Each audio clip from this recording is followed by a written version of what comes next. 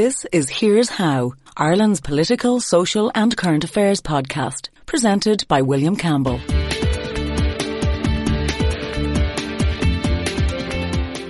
A day late and a bit croaky. Nevertheless, thank you for downloading episode 111 of Here's How for the 11th of September 2020.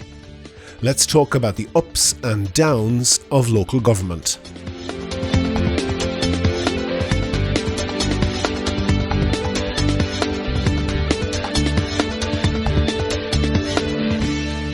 Here's How is Ireland's political, social and current affairs podcast. Make your view heard. Just dial 076 603 5060 and tell the world what you're thinking. Your voicemail may be included in the next podcast. You can find tips on recording your contribution and other ways to contact the show at here'show.ie/call. Coming up on today's podcast. And the political cowardice of Dublin City Councillors at the time. It wasn't cowardice, it was corruption. Well, there was a criminal, somebody who's since been convicted of corruption, who was lobbying for the taxi lobby, primarily, I must say, with Fianna Fáilers. You may be right. I mean, what I'm saying to you is the system. That's coming up shortly. But first, I want to thank all of my donors on Patreon. I really appreciate all of them. For those of you who don't know, Patreon is a website that allows people to donate $1 or $2 per podcast or per month, and that helps me to devote more time to research and finding interesting guests. If you think you could do the same, there's details on the website and at the end of the show. I would say to my honourable friend that yes, this does break international law in a very specific and limited way. We are taking the power to disapply the EU law concept of direct effect required by Article 4 in a certain, very tightly defined circumstance. That's what he said. He, by the way, is Brandon Lewis, the UK's Northern Ireland Secretary, basically their Minister for Northern Ireland.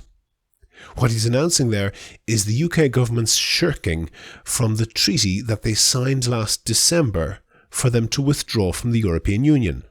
He immediately created a million memes of people planning to tell judges that they might be had up in front of that, yes, they had broken the law, but only in a very specific and limited way. There's been a ton of comment and speculation on what the EU might do in retaliation, on whether they could sue the UK, be awarded damages, whether the UK would pay, and loads more. I'm not going to add to that pile. I'm more interested in what this tells us about what's going on in the UK government right now. It's worth noting that this bill, if it goes to their schedule, will go from being published to being law within a week, which is positively light speed compared to the normally glacial rate that laws get enacted. And for you at the back who weren't paying attention, last December Leo Varadkar met Boris Johnson near Liverpool and they struck a deal for an acceptable way to prevent an economic border on the island of Ireland. And that basically meant an economic border between Britain and Ireland. The EU and the UK signed this deal, and that clip was Brandon Lewis saying, yeah, but no, but we don't really feel like sticking to our agreement, and agreeing that what they were doing was a breach of international law. Laura Koonsberg, the BBC political correspondent who is, let's be charitable about this, close to the Conservative Party, reported being told by EU top brass that they wouldn't take the bait. Whoever said that, I think, got it right. It's pretty obvious that this stunt was designed to get attention. If you're going to break the law, it's not normal to stand up and announce it. So all those memes were wrong. It's not like telling the judge that you broke the law, but only in a very specific and limited way. It's more like telling the police that you're going to break the law as they guard a cash transport and then taking out your sawn-off shotgun and pulling on a ski mask. In general, announcing something like that in advance is not the done thing. But it's particularly not the done thing when the person you're offending against is someone whose goodwill you're ostensibly depending on in sensitive trade negotiations. Let's bear in mind here that we are now well into September. The odds of signing off on a trade deal for the UK and getting all the infrastructure in place to implement it, whatever it might be, are getting slimmer by the day.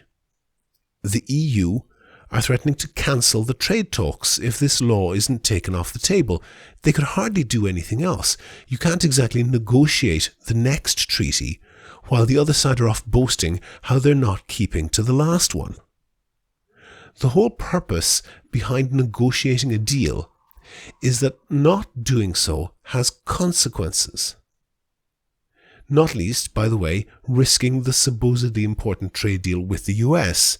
Nancy Pelosi didn't mince her words. She said, quote, "Let me be clear, if the Brexit deal undermines the Good Friday Accords, there will be no US-UK trade agreement." And she can do that. All such deals must be passed by the House of Representatives, which she controls. This is not information that would come as a surprise to anyone in London. But they pulled this stunt anyway. They did that for a reason. The question is, what reason? The only reasoning that I can see is that, unlike the great majority of British people, the people making those decisions are very, very well financially insulated from the consequences of their actions. They might be getting cheered by the Mail and the Express, confidently expecting that Johnny Foreigner will come to heel and give England the obedience it deserves. This looks like Johnson is aiming for a no-deal exit, but on balance I think there will be a deal. A panicked, partial, last-minute, barely covering the necessities deal that still leaves chaos in January and long thereafter. But we'll see. Do you agree? Do you disagree? If you want your point of view heard, dial 076 603 5060 and leave a contribution for the show. The lines are open 24/7 and you can find tips on how to record a good contribution and other ways to contact the podcast at here'show.ie/call.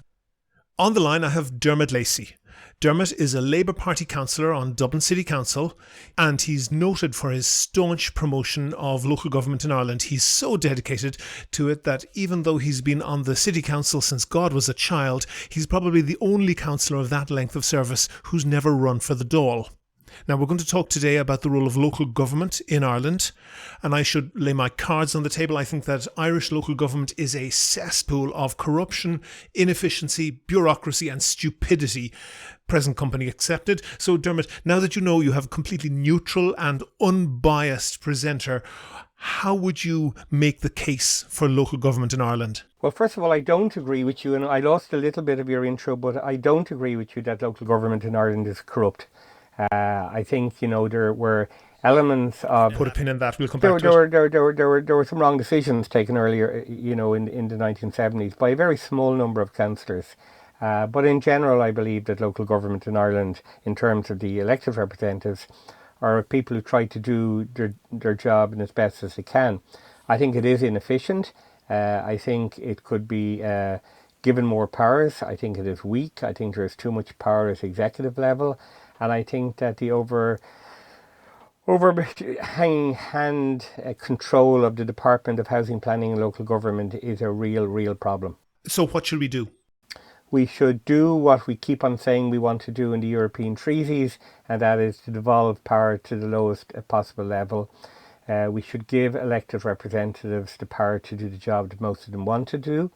We should make the executives of local authorities answerable to the public through their elected representatives. And we should, I suppose, debate local government matters in a more informed manner than we do. I mean, I regularly have a go... Come on, Dermot. That's sort of motherhood and apple pie debated in a better way. We can all wish for that. Give me a specific reform. Well, I would have a single Dublin Transportation Authority. Mm-hmm. I would have a directly elected mayor. I would develop municipal government at a lower level in Dublin and have a regional structure alongside that. I would, devolve more powers to local government. I would make the 63 bodies that are currently responsible for traffic in Dublin more accountable. I would give the regional authorities more power. I would take Most people don't even know what the regional authorities are. No, you're right, and that's part of the problem. And no, part of the problem is that people who most people have never heard of, have a lot of power. And up until the local elections, we had some wards in Dublin City on your council with up to 10 elected councillors. The overwhelming majority of people in the country could not name 10 politicians. So there's no way in hell that they can vote and hold to account 10 separate local councillors in their areas. Oh, okay. Well, first of all, I actually don't think there was in Dublin City any wards with 10 members. I think the largest was 9. But that's an aside. I've gone represented wards 3 members, 5 members, 4 members, and 8 members, and a 6th member as well at one stage. But you can't blame councillors for the media not covering local government matters. No. I'm talking about people. Most individuals, no matter what the media, would not be very familiar with so many as 10 politicians or even 9. Let me finish. I've always said that I favour smaller electoral wards. Deal with the point that most people just don't know 10 politicians and can't hold them to account effectively. Well, there's 2 things here. I suspect if I went out into the streets and roads of Dublin Bay South now and asked them to name the 4 TDs for the constituency, I doubt if more than 50% of the people would tell me who they were. Mm-hmm. So Ireland has a strange relationship with politicians. In many cases, they know their local politicians, whether it be TDs or ministers or councillors, but they don't always know what they do. Mm-hmm. I remember walking down the road one day and this woman stopped me and said, "Dermot, you're a minister or something, aren't you?" She just knew I was involved in politics. And then I was in a pub one night and somebody said to me, "Are you Dermot Lacey?" And I said, "Yeah." And she said, "I always vote for you." And I first of all thanked her. And she said to me, I said to her, "Why do you vote for me?" She said, "You're always around." So there's a strange relationship we have with politicians in Ireland. But I think there is a real problem as to how local government, which is what we're talking about, is covered with and dealt with in the media. And, I would love to see that expanded. When I was a Lord Mayor many years ago... Okay, pause with that thought for a second, Dermot, because you can say that it's not adequately covered. I guess every local authority in the world might say that. But look at, and you've been talking about, for example, where power has been taken away from local authorities. And I want to look at that specifically. And one power that was taken away from local authorities nearly 20 years ago at this stage was taxi regulation. The bottom line is, Dermot, and it was centred on Dublin City Council, taxi regulation was corrupt. Taxi licences were being used to launder money. The service was being run for the benefit of the licence holders and in order to keep them rich, not to provide a service for the public. And this service was a catastrophe, and although it's not perfect, it is far better now that it's been taken off the local authorities. That's true, isn't it? No, I don't agree with you, actually. I think... Wait. You're saying that Dublin City Council didn't make a hames of taxi regulation? Well, if you let me answer the question, okay? The taxi situation back in 2000, I think it was, roughly. Mm-hmm. And in fact, I was the last chairperson of the Taxi Hackney Committee. And we agreed an increase in taxi licences. We agreed a new system of operation. At the time, it was an additional 1,500 taxi licence, which was more or less a doubling of the taxi plates. How many taxis are there in Dublin now? It's 20 years ago. Far too many. And the reality is that the taxi industry is, in my view, now quite chaotic, that it doesn't provide... there are too many taxis on the streets. Traffic jams are created by taxis at the moment. There's a huge number of part-time taxi Okay, but hold on. You're deviating, Dermot, you're deviating from the point because hold on. I want to make sure that you have the question to answer. Okay. The taxi licenses pre-2000 were changing hands on a black market, or you could say a grey market, for about £100,000 each, because since the 1960s, Dublin City Council had voted to constrict the number of licences to far below what was required, which meant that a taxi licence was essentially a gold mine. They were bought up in many cases. No, they were bought up in many cases by criminals using false names and used to launder money that was drug money or from bank robberies or whatever. And there was an appalling lack of taxis, and Dublin City Council specifically made the decision not to increase them over many, many years. And that doubling only happened when the legislation that you're talking about only happened when the legislation was coming down. And in fact, that legislation was challenged in the courts, and the courts said the blindingly obvious point that it's unconstitutional to exclude a qualified person from a trade just for the purpose of keeping an existing operator rich. Okay, if I can answer. First of all, you have to remember that Dublin City Council operates under the law laid down by the Oireachtas. Dublin City Council is also a political body made up of different political parties. Mm-hmm. When I became chairperson of the Taxi Hackney Committee, within 12 months, we had proposed, I think it was probably within 6 months, it's 20 years ago, we had proposed a doubling, more or less, of the taxi licences. The taxi regulations operated and laid down by the Department of Transport were a mess. You were absolutely correct. And the political cowardice of Dublin City councillors at the time... It wasn't cowardice, it was corruption. Well, there was a criminal, somebody who's since been convicted of corruption, who was lobbying for the taxi lobby, primarily, I must say, with Fianna Fáilers. You may be right. I mean, what I'm saying to you is the system was a mess. I don't disagree with that. But the problem is what we need to do in relation to taxis and lots of other areas of responsibility is to devolve real power and real accountability to the local government level. At the moment, you have a body like the National Transportation Authority, accountable to nobody. But however bad you can say, you can't deny that they're doing a far better job than you ever did. But I want to look at a different question. I totally and completely disagree with you. Oh, as somebody who uses taxis can't agree with that. Hold on for 1 second. I want to ask a separate question. Hold on for a second. I want a separate question. You're jumbling a whole lot of different things together. I'm talking about the role and regulation of the whole entire transport industry in Ireland. The taxi industry was a mess. And when I and the Labour Party... And that mess was contributed to by Dublin City councillors voting not to increase the number of taxis from the 1960s to the 1990s in anything like reasonable numbers. And that was the political decision taken by those elected by the people at the time when the Labour Party achieved a significant numbers on Dublin City Council and took over the chair of the Taxi Hackney Committee. We began the process of changing that. I accept that, and I accept that wasn't your party. But my point is that when you have a system where and Ireland and Dublin City Council is by no means the smallest council, although it's probably the smallest physically, when you have a situation whereby you're a small country with small towns and people meet the people that they're regulating in the pub on a Friday night, that is a very difficult situation. So when you're talking about subsidiarity and devolving power to the lowest effective level, in many cases you'd have to agree that the lowest effective level can be quite high.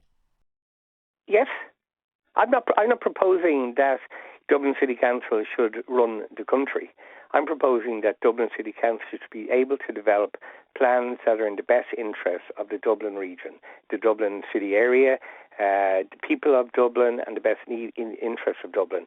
At the moment, what we have in Ireland is a huge number of decisions affecting the city of Dublin being taken by national agencies and increasingly unaccountable national agencies that are not in the best interests of Dublin. Okay, pause on that for a moment. Then I just want to ask you one straight up question. How many staff in Dublin City Council were made redundant when taxi regulation was taken off you and given to a national body? Well, obviously, I don't have the figures in front of me, but Dublin City Council... As a rough guess. If you let me finish. Dublin City Council has about 1,500 less staff now than it had when I became a councillor, first of all. Okay. Other responsibilities that have been taken away from you is driver licensing. We'll come back to that in a minute, but that was taken away. Well, actually, I agree. I actually agreed with that because I don't see... You see, this is the difference between responsibilities and powers. Mm-hmm. The issuing of driving licences is not a power. Yes, I agree with that. But my point is, Dermot, focus on the question I'm trying to ask is, student grants were taken, the administration of that was taken away from local authorities, given to a national body. Driver licensing taken away from local authorities, given to a national body. Motor tax collection has largely been moved online. And the administration of the water system has been given to, God help us, Irish Water. Given all of those responsibilities... I think Irish Water is one of the most efficient state bodies in the country, by the way. Well, I'm not going to go down that line. My question is, given all those responsibilities that have been taken away from Dublin City Council and from all the other local authorities, how many redundancies have there been made in the local authorities around the country? I think the answer is none. Well, there's been a reduction in staff. As I said to you. Yeah, but that's a step change. Come on. But that's a step change. For example, changing the student grants, that's a step change of a loss of need for work to be done, and nobody's ever made redundant. I'm not being smart, but I'm very, very happy to answer any of your questions, but if you let me answer them. Well, address specifically the question. If that was private industry, that wouldn't happen. That's true, isn't it? First of all, it's not private industry. Secondly, there is a huge amount of redeployment of staff in local authorities, just as there is in the civil service.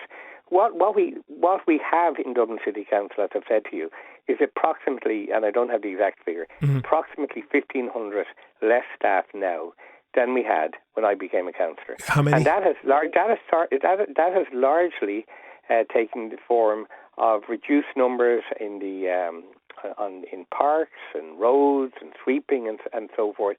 And that has all been because we have been starved of finances over the last 20 years. There's your point. You say that frontline staff, people who are actually providing a service, they've had their numbers cut. But the paper pushers doing all of those admin jobs, which have now been taken away and they don't need to do them anymore, no reductions. And by the way, what's the total staff count? There has been reductions. There has been reductions. I mean, if you take at the most senior level, when I first was elected, I think there were something like 6 assistant city managers in the Dublin area. There are now 3. And that has sort of driven down. There used to be an area manager for each of the areas in Dublin City Council. There's now one for the north side and one for the south side. So if you want the administrative side of the system, and that's just two examples of it, we have lost. Dermot, would you not accept the criticism of where you have Leitrim County Council, which has a population of 1 or 2 streets in Dublin, has a chief executive paid more than the Prime Minister of Spain? You have to accept that there is terrible overstaffing, overpayment, and waste going on there. I think this point you're forgetting or ignoring is that the local government system in Ireland is not determined by the local government sector. The local government system in Ireland is determined at a national level by the government and by the department. I don't agree with the current system of local government in Ireland. I have been sometimes alone in calling for changes to our local government system. I have focused primarily on Dublin because that's what I know. In Dublin, I have argued that there should be one regional authority. I think that to be accompanied by genuinely local structures to deal with genuine local matters. But Dublin needs a regional approach. I mean, if you take something simple... But by which you mean Dublin as a region? I'm talking about the Dublin region. Let's just say something non-controversial, okay? Let's take our rivers, canals, and Dublin Bay. They don't stop at county boundaries. And yes, all the various plans stop at the county boundaries. There's little point in cleaning, for example, the River Dodder in Ringsend if you haven't already cleaned it in Tala. There needs to be integrated plans. There are regional things that can be done. We have 4 housing lists in the Dublin region for each of the 4 local authorities in Dublin County. In my view, there should be one housing list and there should be an integrated housing plan that deals with it across the county. But Dublin City Council, nor the other 3 local authorities, determine that. They are national government policies. Okay. Those I understand what you're saying. Policies, in my view, are wrong. Dermot, I know that you've been calling for reforms, but what I want to challenge you with is that most people, when they say, and it's almost a mantra, when they say that local authorities should be reformed, local government should be reformed in Ireland, they say local authorities need more money and more power. Now, if you were in private industry and you had a failing department, nobody would imagine that you should increase their power and increase their headcount. What would happen would be that they would have their influence cut. I would argue that in terms of political power, clearly you guys have very little. But the actual power residing in the local authority bureaucracy is much too much, and they're spending much too much money for what we get. Well, there's 2 points there. First of all, yes, there is too much power based in the bureaucracy of the local authorities rather than the elected members. But you have to go back to why that is the case. Mm-hmm. That is the case because the bureaucrats in the Customs House, in the department, have made sure that that is the case. Yeah. Because the reality is that county and city managers right across the country know that their real boss is the mandarins or are the mandarins in the Customs House, in the department, rather than the elected representatives. So what you get delivered across the country is the policy agenda of the department, and that is something that needs to be absolutely and completely smashed. I mean, okay, then let me ask you a question. Let me ask you a question. Is the problem. Let me ask you a question that I genuinely don't know the answer to, so perhaps you can answer it. You live in Dublin, don't want to give out your address, but you're about a 20-minute cycle from Blackrock Public Library, but that's not under Dublin City Council because that's across the boundary in Dunleary. And you can say, okay, well, there's always going to be edge cases, so somebody's going to be near the edge of the boundary and so forth. It does seem insane, though, that you're in a different local authority to a public library that's just a short way away from you. No, pause for an idea. Pause for a moment, because there's an idea here. But, libraries are in places and they're always, they're going to be, some of them are going to be near a boundary. But the online ebook library is not in any particular place. And what I want to know is who in the hell made the decision, or who could reverse the decision, for Dunleary Rathdown to have one online website for ebooks and Dublin City Council to have an entirely separate online lending library for ebooks, a separate website. That's crazy, isn't it?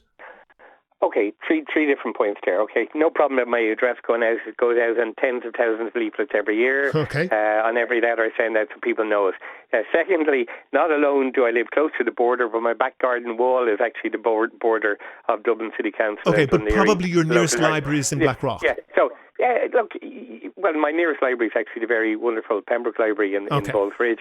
But, I mean, those sort of decisions are largely made by an agency called the Local Government Management Agency. Mm-hmm, we'll get onto them.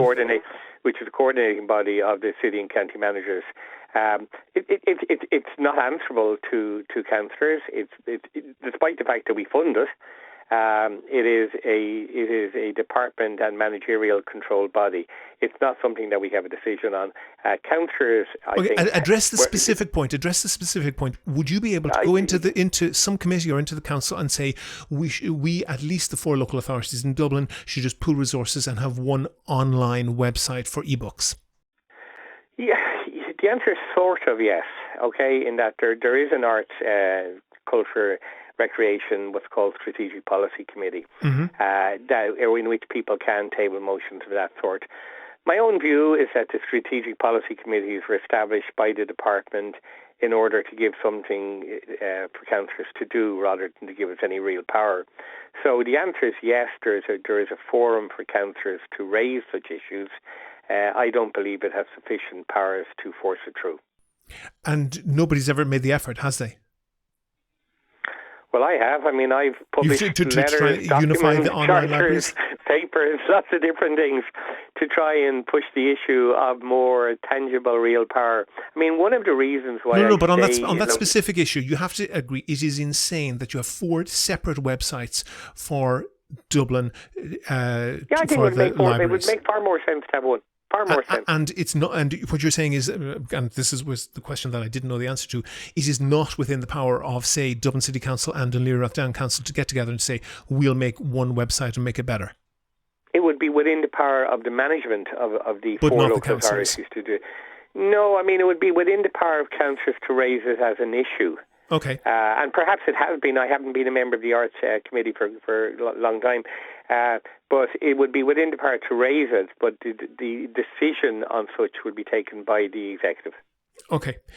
I don't mean to make a victim of you, and you're very good to speak and to defend, but essentially your main defence is that it's not us, the councillors, it's this big bad bureaucracy. And I tend to agree with you. I tend to agree with most councillors are going in there. Has been problems with corruption. Most councillors, though, are going in there trying to make a difference.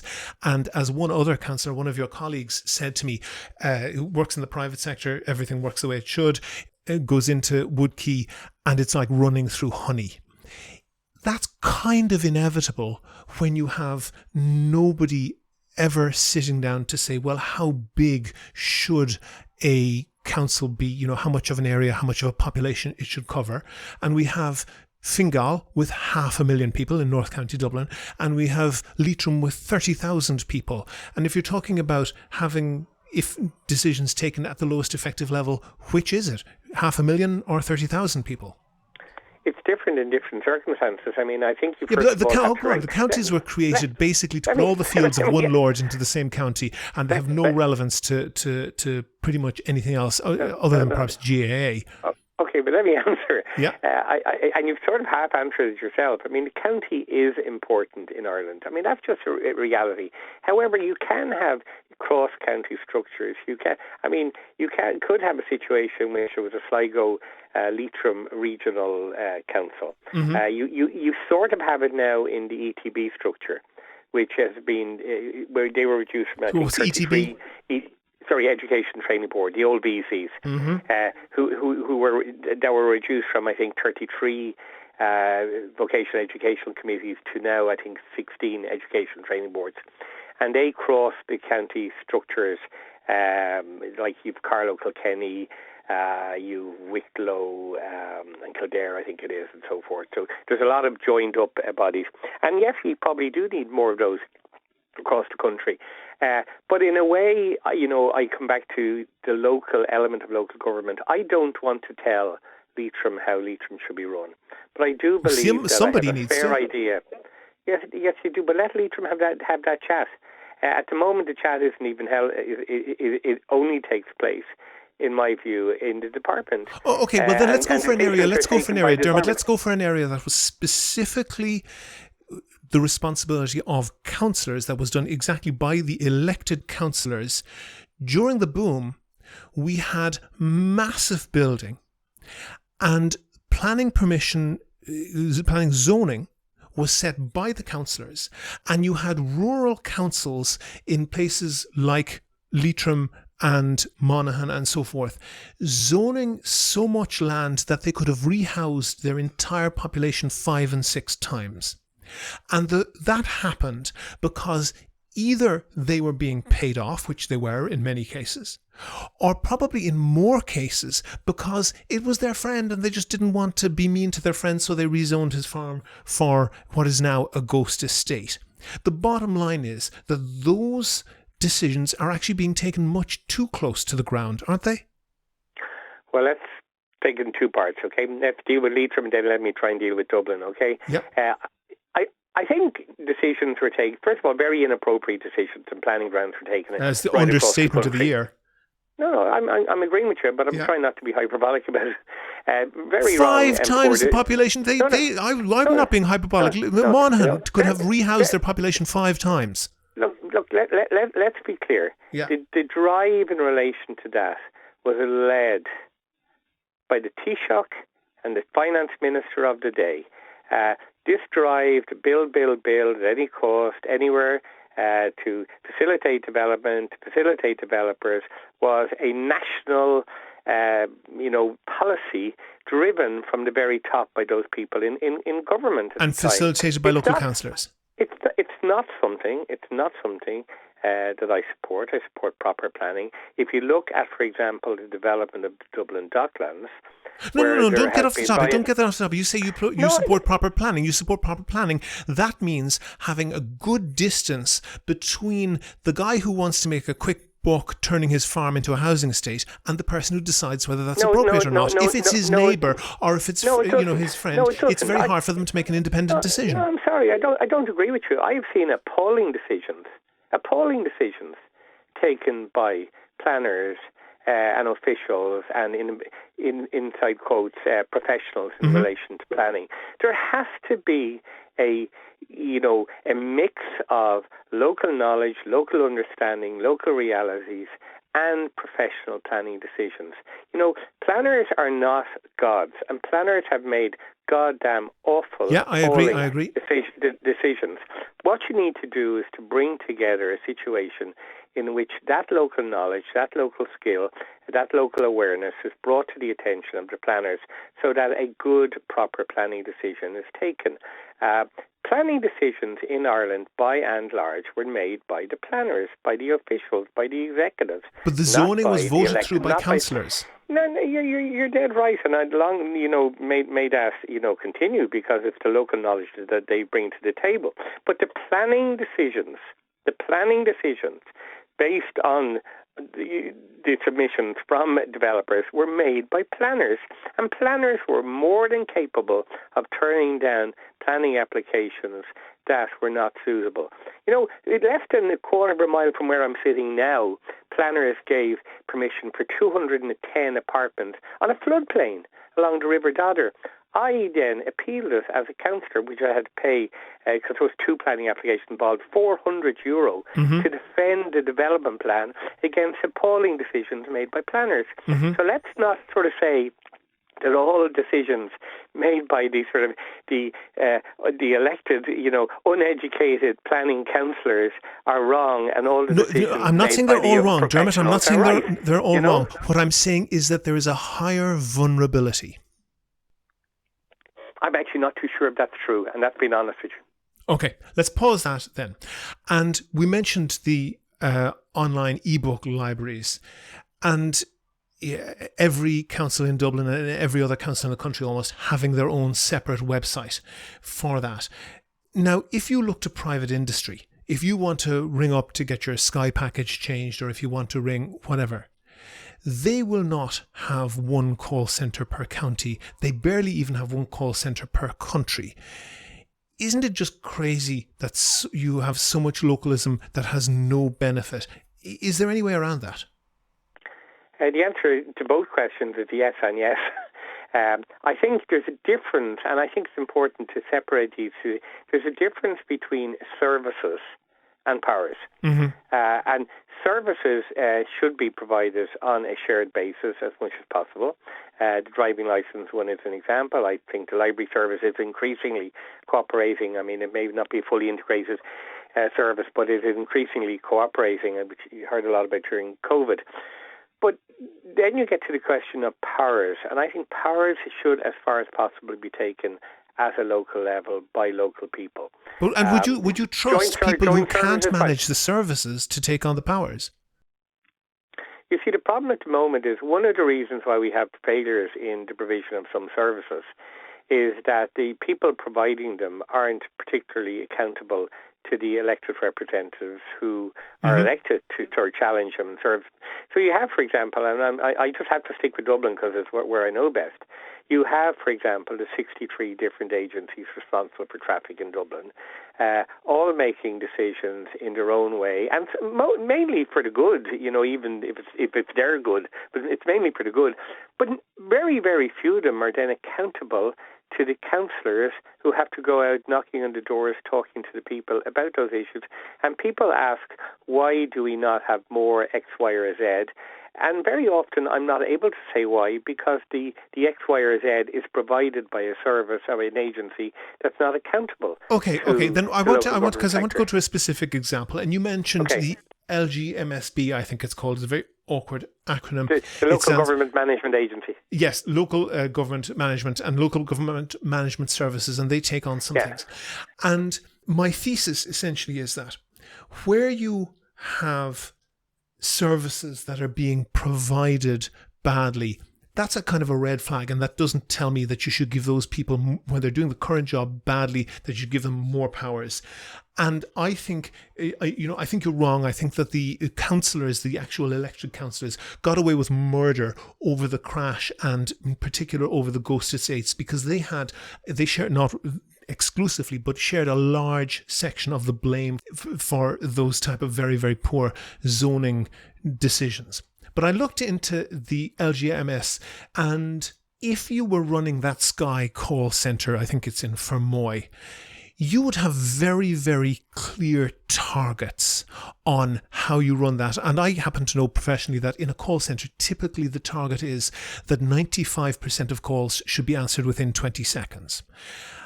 And that sounds like a particular threshold to meet, and if the manager doesn't meet that, he'll get chewed out, and that might inform their hiring decisions and so forth. However, the target is not 100%, not to answer 100% of calls within 5 seconds, and there's a very good reason for that, because in order to answer 100% of calls within 20 seconds, you would have to have a large number of staff sitting around doing nothing in the quieter periods, in order that in the very, very busiest period you would answer all those calls very, very quickly. So they say 95% of the target.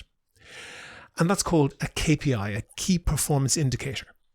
And God help them, the LGMSB tried to do some key performance indicators for the local authorities. And it's not really very impressive. And if you look at the website that they produce, it's just a disgrace. It's pretty obvious to me that their web designer commutes to work in every morning from 1997.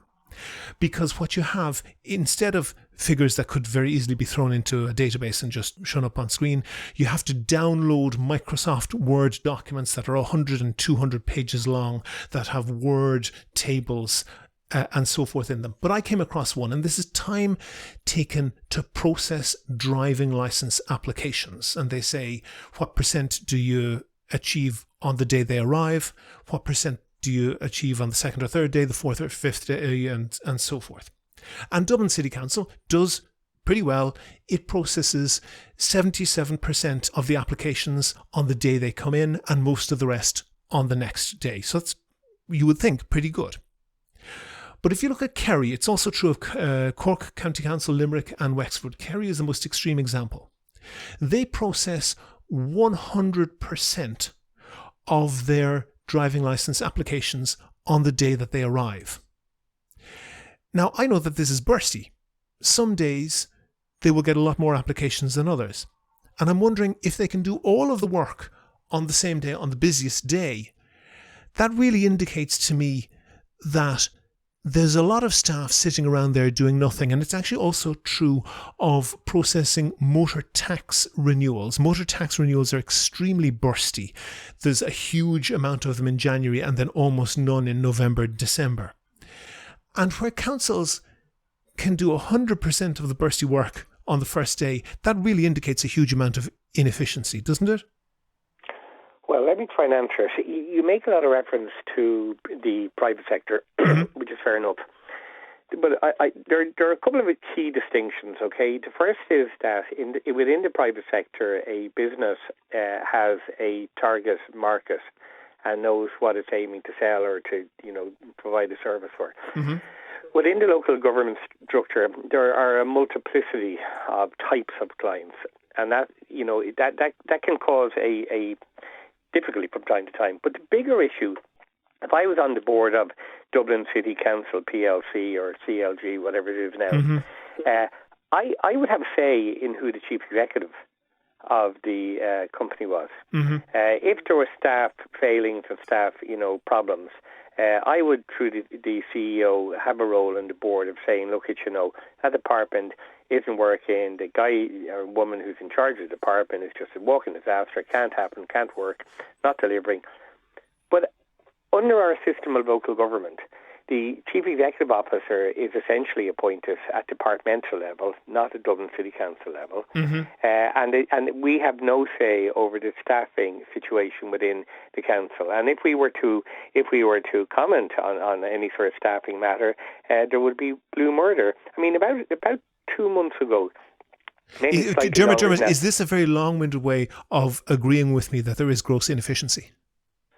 No, it's not. It's saying that if there is and if it's identifiable, I can't even do anything about it.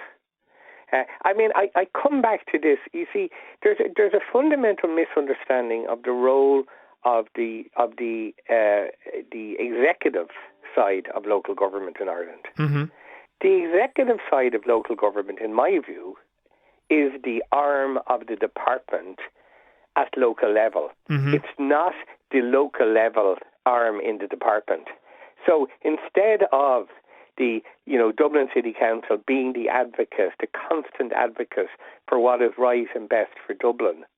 I believe our structure ensures that the senior executives in Dublin City Council are really about implementing national government policy with the odd nod to the elected councillors. But you would have to agree that where services have been taken away, for example, student grants, driver licenses and so forth, there have been very, very good reason to take those powers away. If you go back to using the word services, I agree with you. We had no power over student grants. We had no power over licenses and so forth. So I think it made sense for those to be dealt with online at a national level where people can fire in their sub. Absolutely. I differentiate totally between powers and services. Do I think the Dublin City Council should be able to determine, appropriate housing policies, traffic policies, cultural policies for Dublin? Yes, I do. Okay, then give me the evidence of that. Dermot, give me the evidence for that and tell me the area where you do have power. I gave the area of rezoning. Tell me the area where you do have power that's a shining beacon of good practice that you can say, hey, look how well we're doing this. Look how well we exercise our power here. We should have more power over that and the other. I think, for example, in terms of services, and come to the big one in a second, I think in terms of services, our libraries, I know you have a problem with the e-vote system, our libraries and our parks and our cultural centres generally are extremely well run.